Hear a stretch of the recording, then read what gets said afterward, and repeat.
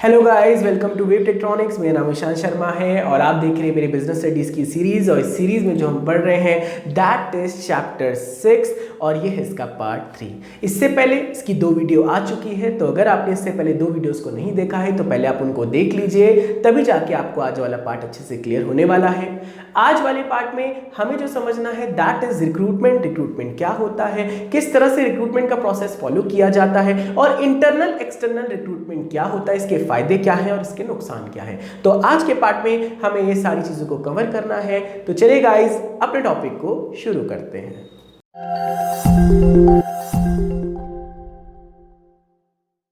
तो चलिए गाइस, आज के टॉपिक को शुरू करते हैं। और आज के टॉपिक में जो हमें समझना है दैट इज रिक्रूटमेंट। रिक्रूटमेंट का क्या मतलब है, तो देखिए हमारा जो टॉपिक चल रहा है दैट इज स्टाफिंग।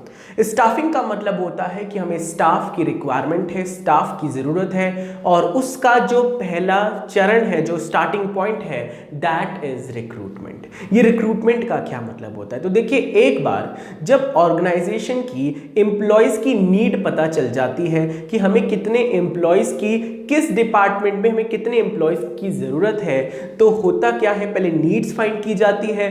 और उसके बाद जब हमें नीड पता चल जाती है तो जो आपके डिपार्टमेंटल मैनेजर्स होते हैं वो लिस्ट तैयार करते हैं कितने कितने कैंडिडेट्स की रिक्वायरमेंट है, और वो जो लिस्ट होती है वो हैंडओवर कर दी जाती है पर्सनल मैनेजर को। पर्सनल मैनेजर की जिम्मेदारी होती है कि वो ही रिक्रूटमेंट करेगा, सारे एम्प्लॉयज़ को हायर करेगा, वो उसकी जिम्मेदारी होती है। तो रिक्रूटमेंट का मतलब होता है कि हम क्या करेंगे, लोगों को स्टिमुलेट करेंगे। हम चाहेंगे कि ज़्यादा से ज़्यादा लोग हमारे ऑर्गेनाइजेशन में एप्लीकेशन भेजें। जितने ज़्यादा हमारे पास एप्लीकेशन आएंगी तो हमें उसमें से सिलेक्शन करने में थोड़ी आसानी होगी। तो इस पूरे प्रोसेस को रिक्रूटमेंट कहते हैं। रिक्रूटमेंट जो होता है वो एक पॉजिटिव प्रोसेस होता है।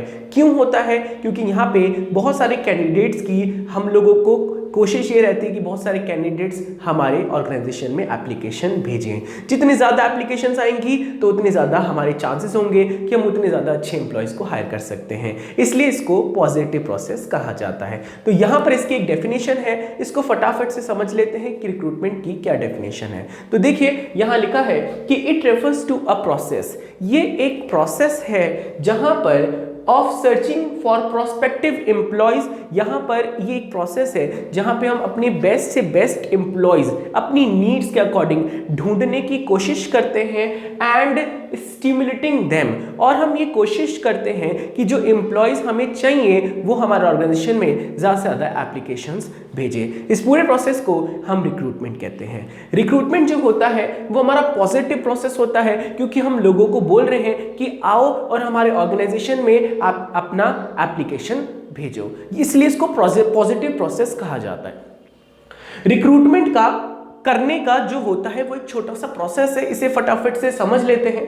Process of recruitment, requisition of employees. सबसे पहले हम ये देखते हैं कि हमें कितने एम्प्लॉयज की जरूरत है। होता यह है कि पर्सनल मैनेजर सारे के सारे डिपार्टमेंटल मैनेजर्स को बोलता है कि आप अपने डिपार्टमेंट में सर्च करिए कि आपको कौन कौन से, किस कैटेगरी के और किस क्वालिफिकेशन के एम्प्लॉयज की जरूरत है। तो होता यह है कि जो डिपार्टमेंटल मैनेजर्स होते हैं वो अपने डिपार्टमेंट के अकॉर्डिंग, अपनी नीड्स के अकॉर्डिंग एम्प्लॉयज की लिस्ट बनाते हैं, किस क्वालिफिकेशन के चाहिए, और उसके बाद वो लिस्ट जो होती है वो आपको पर्सनल मैनेजर को हैंडओवर कर दी जाती है। तो लिस्ट तैयार की जाती है सबसे पहले एम्प्लॉयज की। दूसरे स्टेप में identification from all the source of recruitment. दूसरे प्रोसेस में क्या होता है, जो हमारा पर्सनल मैनेजर होता है, अब उसके पास 2 तरह का प्रोसेस है जहां से वो लोगों को ला सकता है। 2 तरह की जगह है, पहला है इंटरनल, दूसरा है एक्सटर्नल। इंटरनल का मतलब होता है कि क्या जो एम्प्लॉयज हमारे लिस्ट में जो हमें चाहिए, क्या वो हम ऑर्गेनाइजेशन से ही आगे प्रमोट कर दें या प्रमोशन कर दें, या फिर हम लोग बाहर से एक्सटर्नल सोर्सेज से एम्प्लॉयज को लेके आए।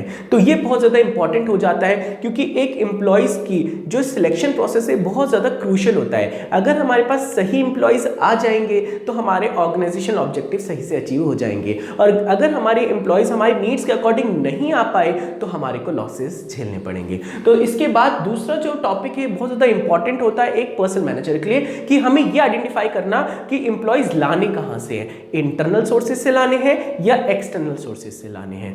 अब इसके बाद invitation to the interested candidates. एक बार जब हमारी लिस्ट तैयार हो जाती है कि हमें कितने एम्प्लॉयज चाहिए, कैसे एम्प्लॉयज चाहिए, तो उसके बाद हम जो कैंडिडेट्स होते हैं उनको हम इनविटेशंस भेजते हैं। इनविटेशंस का मतलब एक पर्सन मैनेजर सब चीज़ों के बारे में बताता है कि किस तरह की जॉब है, किस तरह की सैलरी मिलेगी, सिलेक्शन का प्रोसेस क्या होगा, कब तक लास्ट डेट ऑफ आपका फॉर्म आ जाना चाहिए, कैसे प्रोसेस शुरू होगा, और ये सारी चीज़ें सैलरी के बारे में हर एक डिटेल्ड इंफॉर्मेशन कैंडिडेट्स को दे दी जाती है। जब कैंडिडेट्स के पास वो एप्लीकेशन पहुंच जाती है तो उसके बाद चौथा स्टेप शुरू होता है, preparing the list of deserving applicants. अब जैसे ही बहुत सारे लोग हैं, जैसे उनके पास एप्लीकेशन जाएगी तो वो क्या करेंगे, अपने रिज्यूम्स को भेजेंगे। वो अपनी क्लासिफिकेशन, अपनी नॉलेज के अकॉर्डिंग जो जॉब पोजीशंस है उसके अकॉर्डिंग बहुत सारे लोग जो होंगे वो एप्लीकेशंस को भेजेंगे। वो सारी एप्लीकेशन पर्सन मैनेजर के पास आ जाएगी। उसके बाद पर्सन मैनेजर क्या करता है, दो तरह की लिस्ट तैयार करता है। एक लिस्ट वो होती है जिनमें उन एम्प्लॉयज का नाम डाला जाता है, उन कैंडिडेट्स का नाम डाला जाता है जिसको उसकी जरूरत है अकॉर्डिंग टू द क्लासिफिकेशन।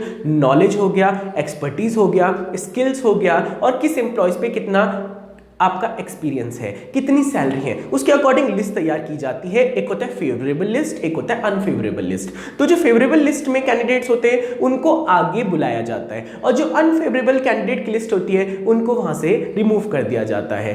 तो ये है आपका चौथा इसका point, preparation the list of deserving applicant. फिर उन सारे जो एप्लीकेंट, जो डिजर्विंग एप्लीकेंट्स हैं, उनको कॉल जाती है कि आपका इस दिन इंटरव्यू होगा, उनको उस टाइम वहां पे पहुंचना पड़ेगा, और उसके बाद इसका दूसरा स्टेप शुरू होगा जो होता है सिलेक्शन प्रोसेस। लेकिन इससे पहले हमें दो चीजों को और समझना पड़ेगा, सोर्सेस ऑफ रिक्रूटमेंट। ये वाला आपका सेकंड वाला पॉइंट है, identification of source of recruitment, और यहां पर भी है source of recruitment. Source of recruitment का मतलब होता है कि जो हमारे पर्सन मैनेजर होते हैं उनके पास दो तरीके होते हैं जहां से वो एम्प्लॉयज को ला सकते हैं। एक होता है इंटरनल सोर्स और एक होता है एक्सटर्नल सोर्स। इंटरनल सोर्स का मतलब होता है कि क्या हम एम्प्लॉयज को अपने ऑर्गेनाइजेशन में से उसी के अंदर से ले लें। एक्सटर्नल सोर्स का मतलब होता है क्या हम ऑर्गेनाइजेशन के बाहर से न्यू एम्प्लॉयज को हायर करें, क्योंकि अगर एक पर्सन मैनेजर ने सही डिसीजन नहीं लिया, अगर एक पर्सन मैनेजर ने सही तरह के फैसले नहीं ले कि मुझे कहां से आपके एम्प्लॉयज को हायर करना है, तो बहुत ज़्यादा बड़ी गड़बड़ी हो जाएगी। क्योंकि अगर उसने सही एम्प्लॉयज को हायर नहीं कर पाए तो बहुत ज़्यादा लॉसेस झेलने पड़ेंगे और आपके टारगेट अचीव नहीं होने वाले। इसलिए बहुत इंपॉर्टेंट है ये वाला स्टेप, सोर्सेस ऑफ रिक्रूटमेंट बहुत ज़्यादा इंपॉर्टेंट है। तो एक है इंटरनल सोर्स, एक है एक्सटर्नल सोर्स। इंटरनल सोर्स का मतलब ऑफिस के या ऑर्गेनाइजेशन के अंदर से ही। इसमें तीन चीजें आती हैं, ट्रांसफर, प्रमोशन और ले ऑफ। ट्रांसफर का मतलब होता है कि सपोज करिए एक ऑर्गेनाइजेशन है जिसके काफी सारे अलग अलग डिपार्टमेंट है अलग अलग जगह पे। एक ऑर्गेनाइजेशन है एक ही ऑर्गेनाइजेशन, अलग अलग डिपार्टमेंट है, एक डिपार्टमेंट में बहुत सारे लोग हैं और एक डिपार्टमेंट में कम लोग हैं। तो वो क्या करेंगे, जो ज्यादा डिपार्टमेंट में जहां लोग ज्यादा हैं वहां से उठा के दूसरे डिपार्टमेंट में डाल देंगे। इसको बोलते हैं ट्रांसफर। ट्रांसफर में एम्प्लॉयज की सैलरी नहीं बढ़ती, उनका सेम लेवल पे ही बस शिफ्टिंग कर दी जाती है, जहां पे एम्प्लॉयज ज्यादा होते हैं और जहां पे एम्प्लॉयज कम होते हैं। तो इससे क्या होता है, बैलेंस बन जाता है। तो ये होता है पहला प्रोसेस ट्रांसफर का। दूसरा आता है प्रमोशन। प्रमोशन में क्या होता है, जो एम्प्लॉयज लो लेवल पे वर्क कर रहा होता है उसको हाई लेवल की जॉब दे देते हैं, उसकी पोजीशन बढ़ा देते हैं, उसकी सैलरी बढ़ा देते हैं, बोनस बढ़ा देते हैं और उसकी आपकी जॉब एनरिचमेंट कर दी जाती है, उसकी पावर बढ़ा दी जाती है, स्टेटस बढ़ा दिया जाता है। तो ये होता है प्रमोशन। प्रमोशन के जैसा ही होता है डिमोशन। डिमोशन में क्या होता है, जो हाई लेवल के एम्प्लॉयज होते हैं अगर वो अच्छी परफॉर्मेंस नहीं देते तो उनको लो लेवल की पोस्ट दे दी जाती है, दैट इज प्रमोशन।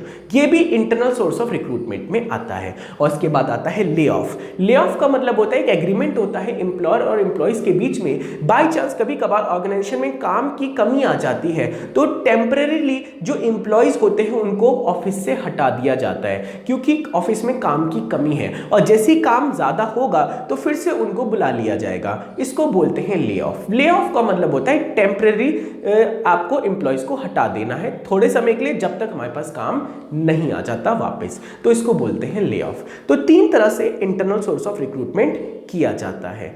अब इसके बाद हमें जो समझना है इसके मेरिट्स और डीमेरिट्स, मतलब इंटरनल सोर्स ऑफ रिक्रूटमेंट में क्या क्या फायदे हैं और क्या क्या नुकसान है, उसको अब हम समझते हैं। तो चलिए अब हम समझते हैं merits and demerits of internal recruitment. तो जब हम इंटरनल रिक्रूटमेंट करते हैं ट्रांसफ़र से, प्रमोशन से, ले ऑफ से, तो इसमें कुछ फ़ायदा भी होता है और कुछ नुकसान भी होता है। तो इसे फटाफट से समझते हैं फ़ायदा क्या क्या है।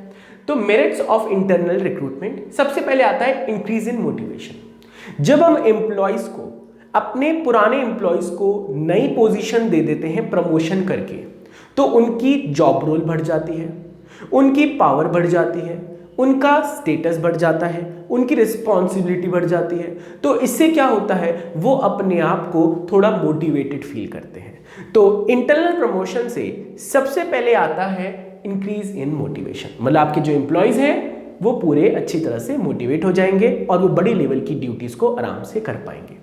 दूसरा, इंडस्ट्रियल पीस। अगर आप इंटरनल रिक्रूटमेंट करते हो तो क्या होता है, आपके ऑर्गेनाइजेशन में सभी जनों का प्रमोशन हो जाता है, टॉप से लेकर बॉटम तक। तो इससे क्या होता है, आपके ऑर्गेनाइजेशन में पीस, शांति बनी रहती है, क्योंकि सबको नई पोजीशन मिल जाती है, सारे ऑर्गेनाइजेशन को नए रोल्स रिस्पॉन्सिबिलिटीज अच्छे से पता होती हैं, तो आपका ऑर्गेनाइजेशन स्मूथली वर्क करता है और कोई भी यहाँ पर डिफिकल्टी नहीं आती। तो ये है इंडस्ट्रियल पीस। तीसरा आएगा इजी सिलेक्शन। ऑर्गेनाइजेशन को पहले से ही अपने इंटरनल लोगों के बारे में पूरी नॉलेज होती है, तो ऑर्गेनाइजेशन को जब हम नए एम्प्लॉयज़ को हायर करते हैं तो उनके बारे में ज़्यादा आइडिया नहीं होता। तो जो पुराने एम्प्लॉयज़ होते हैं, ऑर्गेनाइजेशन उनके काफ़ी सालों से उनके साथ जुड़ी रहती है, तो ऑर्गेनाइजेशन को पहले से उनके बारे में सब कुछ पता होता है, तो उनको चुनने में ऑर्गेनाइजेशन को कोई दिक्कत नहीं होती। तो ये होता है easy selection. No need of induction. Induction की कोई ज़रूरत ही नहीं है। इंडक्शन का मतलब है कि जब कोई नया एम्प्लॉय आता है तो उस एम्प्लॉय के बारे में पूरी ऑर्गेनाइजेशन को बताया जाता है, लेकिन वहाँ पर पहले से ही सारे एम्प्लॉयज़ सालों से साथ काम कर रहे होते हैं, तो वहाँ पर इंडक्शन सेरेमनी की कोई ज़रूरत नहीं होती, क्योंकि पहले से ही एम्प्लॉयज़ या जो भी ऑफिसर्स होंगे उनके बारे में पहले से ही डिपार्टमेंट को सब कुछ पता होता है। तो no need of induction. Adjustment of surplus employees. Suppose करिए एक ऑर्गेनाइजेशन है जहां पर बहुत सारे एम्प्लॉयज हैं और उसी का दूसरे डिपार्टमेंट में शॉर्टेज हो रही है एम्प्लॉयज की, तो वो क्या करेगा, इधर से एम्प्लॉयज को उठाएगा और दूसरे में डाल देगा। तो एडजस्टमेंट करना थोड़ा आसान हो जाता है इंटरनल रिक्रूटमेंट से। और लास्ट आता है इकोनॉमिकल सोर्स, मतलब ये सस्ता पड़ता है ऑर्गेनाइजेशन को, क्योंकि जब हम रिक्रूटमेंट करने जाते हैं तो उसमें बहुत ज़्यादा पैसा भी खर्च होता है, और जब हम सिलेक्शन प्रोसेस करते हैं तो उसमें बहुत ज़्यादा टाइम बर्बाद हो जाता है। तो दोनों से ये थोड़ा बेहतर पड़ता है, टाइम भी बचता है और आपकी कॉस्ट भी कम आ जाती है। तो ये है आपका मेरिट्स ऑफ इंटरनल रिक्रूटमेंट। अब इधर बात करते हैं, ये है डीमेरिट्स। डीमेरिट्स मतलब नुकसान क्या क्या है। तो stop entering of young blood. जो आपके नए टैलेंटेड बच्चे हैं वो ऑर्गेनाइजेशन में नहीं आ पाएंगे। जो पुराने एम्प्लॉयज हैं वो अपनी पुरानी सोच के अकॉर्डिंग, पुरानी टेक्नोलॉजी के, पुराने आइडियाज के अकॉर्डिंग ही काम करते रहेंगे और नए एम्प्लॉयज नहीं आ सकते, फ्रेश टैलेंट नहीं आएगा। ये बहुत बड़ी दिक्कत की बात है। इसके बाद एम्प्लॉय बिकम लेथार्जिक। पहले से ही एम्प्लॉयज को पता होता है कि मेरा प्रमोशन होने वाला है, मुझे न्यू सीट मिलने वाली है, नया पोजीशन मिलने वाला है, तो वो इतना अच्छा मतलब ढंग से काम नहीं कर सकते, क्योंकि उन्हें पहले ही पता है कि मैं हाई पोस्ट संभाल लूंगा। तो इससे क्या होता है, एम्प्लॉयज जो होते हैं लेथार्जिक हो जाते हैं, क्योंकि उन्हें पता है कि ये मेरे लिए सीट है। और अगर कोई नया एम्प्लॉय आता तो फुल डेडिकेशन के साथ काम करता उस पोस्ट की रिजेम्बलेंस के लिए। तो यहाँ पर बहुत बड़ी प्रॉब्लम है, जब हम आपके पुराने एम्प्लॉयज को प्रमोशन देते हैं तो वो लेथार्जिक हो जाते हैं। इसके बाद not available in the new organization. ये जो अगर आप नए ऑर्गेनाइजेशन को ओपन करोगे तो आप पे कोई भी इंटरनल एम्प्लॉयज तो होंगे ही नहीं, तो फिर ये न्यू ऑर्गेनाइजेशन में पॉसिबल नहीं हो सकता। इसके बाद sense of competition among the employees being hampered. अब सपोज करिए आप अगर पुराने एम्प्लॉयज़ को ही आगे प्रमोट करते जाओगे और नए एम्प्लॉयज़ को नहीं लाओगे तो क्या होगा, नए एम्प्लॉयज़ को चांस ही नहीं मिलेगा, उन्हें कंपटीशन करने का मौका ही नहीं मिलेगा। तो ये बहुत बड़ी प्रॉब्लम होती है आपका इंटरनल रिक्रूटमेंट में। और इसके बाद लास्ट है frequent transfer hit productivity negatively. जब हम किसी भी एम्प्लॉय का बार बार ट्रांसफर करते रहते हैं एक डिपार्टमेंट से दूसरी डिपार्टमेंट, दूसरे से तीसरे डिपार्टमेंट, तो उसकी जो प्रोडक्टिविटी होती है वो ड्रॉप हो जाती है और ऑर्गेनाइजेशन की जो होल प्रोडक्टिविटी होती है वो भी गिर जाएगी, क्योंकि वो बार बार आपका ट्रांसफर ही करते रहोगे तो काम कब करेगा, वो दिल लगा के काम ही नहीं कर पाएगा। तो ये बहुत बड़ी ड्रॉबैक है इंटरनल रिक्रूटमेंट का। आई होप आपको इंटरनल रिक्रूटमेंट अच्छे से क्लियर हो गया होगा, इसके मेरिट्स और डीमेरिट्स भी अच्छे से क्लियर हो गए होंगे। अब इसके बाद हमें जो समझना है दैट इज एक्सटर्नल रिक्रूटमेंट। तब तक आप इसके नोट्स बना लीजिए। तो चलिए अब हम समझते हैं एक्सटर्नल सोर्सेज ऑफ रिक्रूटमेंट को। एक्सटर्नल सोर्स ऑफ रिक्रूटमेंट का मतलब है कि अब हम एम्प्लॉयज़ को अपने ऑर्गेनाइजेशन से नहीं लेंगे, हम अपने एम्प्लॉयज़ को बाहर से लेके आएंगे, एक फ्रेश टैलेंट को लेके आएंगे। ज़्यादातर एक्सटर्नल सोर्स ऑफ रिक्रूटमेंट तब किया जाता है जब हमको लो लेवल ऑफ एम्प्लॉयज़ की या न्यू एम्प्लॉयज़ की लो लेवल पे या मिड लेवल पे ज़रूरत होती है। ज़्यादातर टॉप लेवल पे ऐसा काम नहीं किया जाता। लो लेवल के एम्प्लॉयज़ को या टेक्नीशियन को या इंजीनियर्स को हायर किया जाता है, तो इसे कहते हैं एक्सटर्नल सोर्स ऑफ रिक्रूटमेंट।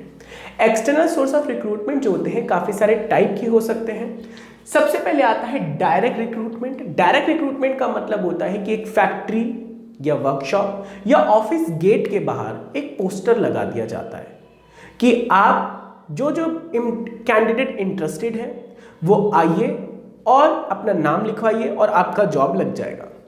ज़्यादातर ये जो डायरेक्ट रिक्रूटमेंट होता है ये लो लेवल ऑफ एम्प्लॉयज़ के लिए, मतलब जो लेबरर होते हैं, जो वर्कर होते हैं, जो वेजेस पे काम करते हैं, उनके लिए ये जो अनस्किल्ड लोग होते हैं उनके लिए ये जो तरीका है सबसे बेस्ट है डायरेक्ट रिक्रूटमेंट। ये कहाँ पे होता है? ऑफिस गेट के बाहर पोस्टर लग जाएगा या फिर फैक्ट्री गेट के आगे पोस्टर लगा देंगे, जिसको ज़रूरत है आइए और जॉब लग जाएगा। बहुत ईजी है, ये तो है डायरेक्ट रिक्रूटमेंट। इसके बाद आता है कैजुअल कॉलर्स।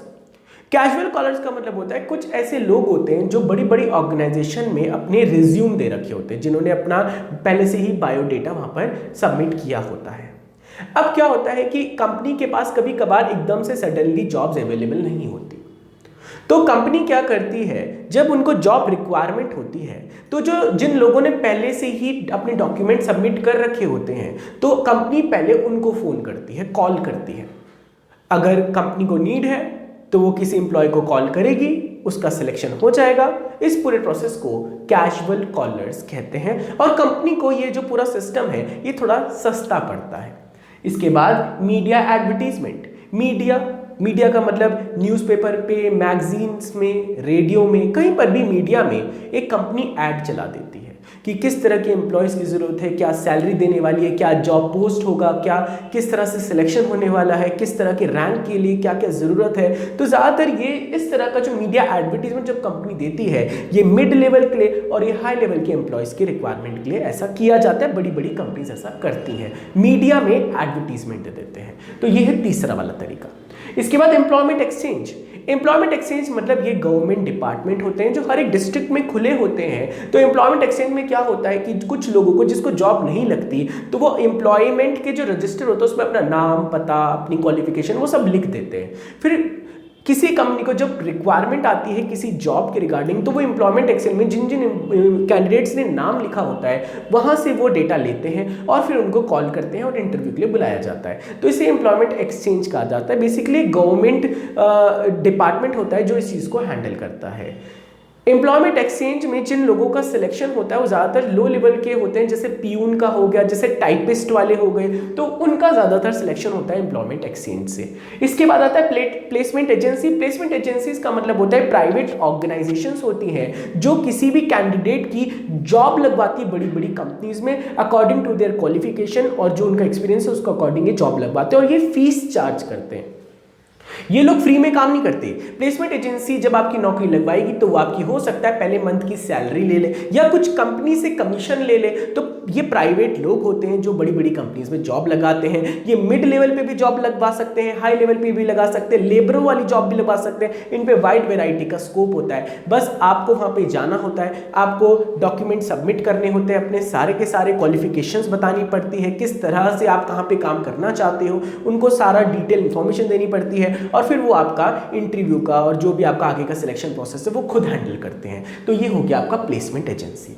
इसके बाद मैनेजमेंट कंसल्टेंट और हेड हंटर। नाम से ही लिखा है हेड हंटर, जो बड़े बड़े हेड्स होते हैं उन्हें हंट किया जाता है। या फिर ये एक ऐसी ऑर्गेनाइजेशन होती है तो ज़्यादातर क्या करती है, बड़े बड़े एम्प्लॉयज़ को हायर करवाती है, दूसरी कंपनीज में आपको सिलेक्शन करवाने का काम करते हैं। ये मैनेजमेंट के कंसल्टेंट होते हैं और ये ज़्यादातर हाई पोस्ट पे काम करते हैं। तो ये है मैनेजमेंट कंसल्टेंट और हेड हंटर्स। इसके बाद कैंपस रिक्रूटमेंट, ये तो बहुत ज़्यादा फेमस चीज़ है। जब भी कॉलेजेस में बच्चे पढ़ते हैं तो कंपनी सीधा कॉलेज में विजिट करती है और कैंपस में बहुत सारे फ्रेश टैलेंट को अपने अकॉर्डिंग आपका हायरिंग की जाती है और उनको अपने अकॉर्डिंग ही मोल्ड किया जाता है, अपनी कंपनी के नीड के अकॉर्डिंग। तो यहाँ पे फ्रेश टैलेंट मिल जाता है, तो ये है कैंपस रिक्रूटमेंट। इसके बाद रिकमेंडेशन का मतलब होता है, सपोज करो कोई एम्प्लॉय है, वो बहुत सालों से काम कर रहा है, अब ऑर्गेनाइजेशन को किसी एम्प्लॉयज की और जरूरत पड़ गई, तो जो पुराना एम्प्लॉय है उसी ने ही अपने कोई फ्रेंड को, दोस्त को, रिश्तेदार को रिकमेंड कर दिया कि आप इसको भी जॉब दे दीजिए, और अगर उसका सिलेक्शन हो जाता है तो ये जो प्रोसेस होगा ये रिकमेंडेशन के थ्रू होगा। इसके बाद लेबर कॉन्ट्रैक्टर एक ऐसे कॉन्ट्रैक्टर्स होते हैं जिन पे काफी सारे लेबर का क्राउड होता है। तो सपोज करिए कोई जैसे हाईवे प्रोजेक्ट होता है, कोई डैम प्रोजेक्ट होता है, तो कंपनीज इन्हें फोन करते हैं और इन पे बहुत सारे कॉन्ट्रैक्टर्स होते हैं और इस बहुत सारी कॉन्ट्रैक्टर की सप्लाई करते हैं। तो ये हो गया लेबर कॉन्ट्रैक्टर, लो लेवल पे, अनस्किल्ड लेवल पे ज्यादातर काम करते हैं। फिर टेलीकास्टिंग, आप जब टीवी पे एड्स देखते हो कि भैया इस तरह की जॉब मिल रही है, अवेलेबिलिटी है, आपका किस पोस्ट पे है, बड़ी बड़ी कंपनीज जो होती है टेलीविजन पे भी ऐड चलवाती है, इसे कहते हैं टेलीकास्टिंग। और लास्ट आता है वेब पब्लिशिंग का मतलब है naukri.com हो गया, बड़ी बड़ी आपकी जो ऑनलाइन डोमेन है वहां पे आप अपने डॉक्यूमेंट को सबमिट करते हो और कंपनीज आपको वहां से कॉन्टैक्ट करती हैं, तो ये होता है वेब पब्लिशिंग। ये आपके टोटल 11 एक्सटर्नल सोर्सेज हैं जहां से आप अपना रिक्रूटमेंट ले सकते हो, और ये बहुत ज़्यादा इजी है, इसमें कोई समझने की इतनी बड़ी बात नहीं है, बहुत ज़्यादा नॉर्मल चीज़ें हैं जो आप डे टू डे लाइफ में भी देखते होंगे। तो ये है आपका एक्सटर्नल सोर्स ऑफ रिक्रूटमेंट। इसके भी कुछ फायदे होते हैं और कुछ नुकसान होते हैं, इन्हें भी फटाफट से समझ लेते हैं। तो यहाँ पर इसके मेरिट्स, फायदे, पहला क्वालिफाइड पर्सनल, आपके पास बहुत वाइड वैरायटी की आपके कैंडिडेट्स होते हैं, अप्लाई करते हैं, उनके बहुत सारे रिज्यूम्स आपके पास अवेलेबल होते हैं, तो आप अपने हिसाब से क्वालिफाइड बेस्ट पर्सन को हायर कर सकते हो। ये बहुत बड़ा फायदा मिलता है आपको, क्योंकि वाइड वैरायटी के लोग आपके पास अवेलेबल हैं। इसके बाद वाइडर चॉइस है, आपके पास वाइडर चॉइस है, बहुत सारे लोग हैं, आपका जिसका मन है आप उसको हायर कर सकते हो, बुला सकते हो। उसके बाद फ्रेश टैलेंट मिलेगा, मतलब न्यू टैलेंट मिलेगा, हाईली स्किल्ड मिलेगा, न्यू टेक्नोलॉजी से अपडेटेड एम्प्लॉयज आपको मिलेंगे। कॉम्पिटिटिव स्पिरिट होगी, सब जो भी बच्चे आएंगे तो उनमें कॉम्पिटिशन की स्पिरिट रहेगी, पुराने लेथार्जिक लोग नहीं होने वाले। इसके बाद लेस चांस ऑफ फेवरेटिज्म का मतलब होता है जब पुराने इंप्लॉयज होते हैं तो बॉस का जो फेवरेट होता है उसको चांस देते हैं, लेकिन जब हम न्यू इंप्लॉयज को हायर करने वाले हैं तो यहाँ पर पहले से कोई जो बॉस होगा किसी को जानता नहीं होगा, सारे नए चेहरे होंगे, तो क्या होगा, फेवरेटिज्म नहीं किया जा सकता। तो ये इसका कुछ फायदा होता है। डीमेरिट्स की बात कर लेते हैं, दिक्कतों की बात करते हैं। Dissatisfaction among the existing staff, जो पुराना स्टाफ है जब उसे पता चल जाएगा कि हमारा प्रमोशन नहीं हो रहा है, एक नया बाहर से एम्प्लॉय आ रहा है, तो जो उनका जो सेटिस्फैक्शन है वो खराब हो जाएगा और वो डिससैटिस्फाई हो जाएंगे, उनका जो कंपटीशन की जो स्पिरिट है वो ड्रॉप हो जाएगी। उसके बाद लेंथी प्रोसेस है, बहुत बड़ा प्रोसेस है, इतनी सारी चीजें करनी पड़ती है, सिलेक्शन करना पड़ेगा, ट्रेनिंग करना पड़ेगा, एडवर्टीजमेंट देना पड़ेगा, बहुत ज्यादा लेंथी प्रोसेस है। इसके बाद कॉस्टली है, पैसा भी खर्च होगा, फ्री में तो नहीं होने वाला, ट्रेनिंग देने में सबसे ज्यादा पैसा खर्च होता है, क्योंकि जब भी कोई नए एम्प्लॉय को हायर किया जाता है तो उसे 3 से 4 महीने की ट्रेनिंग देनी पड़ती है, जो कि महंगा प्रोसेस है। इसके बाद चांस ऑफ रॉन्ग सिलेक्शन हो सकता है, हमने इतनी मेहनत करी, लोगों को बुलाया, उनको एप्लीकेशन उन्होंने भेजी, फिर सिलेक्शन करा, फिर ट्रेनिंग करा, सब कुछ करने के बाद पता चलता है कि वो एम्प्लॉय सही नहीं है, उसका बिहेवियर सही नहीं है, जो उसने बातें कही थी उसके अकॉर्डिंग वो उसकी क्वालिटी उतनी है नहीं, तो ये गड़बड़ी हो सकती है, रॉन्ग सिलेक्शन हो सकता है। और इंक्रीज इन लेबर टर्नओवर, जो लेबर का जो टर्नओवर है वो भी इंक्रीज हो जाएगा। तो ये कुछ आपके ड्रॉबैक्स हैं एक्सटर्नल सोर्स ऑफ रिक्रूटमेंट के। आई होप आपको आज इंटरनल सोर्स ऑफ रिक्रूटमेंट और एक्सटर्नल सोर्स ऑफ रिक्रूटमेंट अच्छे से क्लियर हो गया होगा। ये बहुत इजी टॉपिक है और एग्जाम में ये जरूर आने वाला है, क्योंकि ये हमेशा आता ही है। तो ये केस स्टडी के अकॉर्डिंग बहुत ज़्यादा इंपॉर्टेंट है, क्योंकि केस स्टडी यहाँ से बन जाएगी और आपको इनके बारे में पता होना चाहिए। आई होप आपको आज का टॉपिक अच्छे से क्लियर हो गया होगा। अगर आपको आज का टॉपिक अच्छे से क्लियर हुआ है तो आप इस वीडियो को अपने दोस्तों के साथ जरूर शेयर करिए, जिससे उनके भी बिजनेस के कॉन्सेप्ट अच्छे से क्लियर हो पाए। अब इसके बाद हमें जो मिलना है, इसके नेक्स्ट टॉपिक में मिलना है, दैट इज सिलेक्शन, और उसके प्रोसेस के बारे में समझेंगे। Till then, bye bye.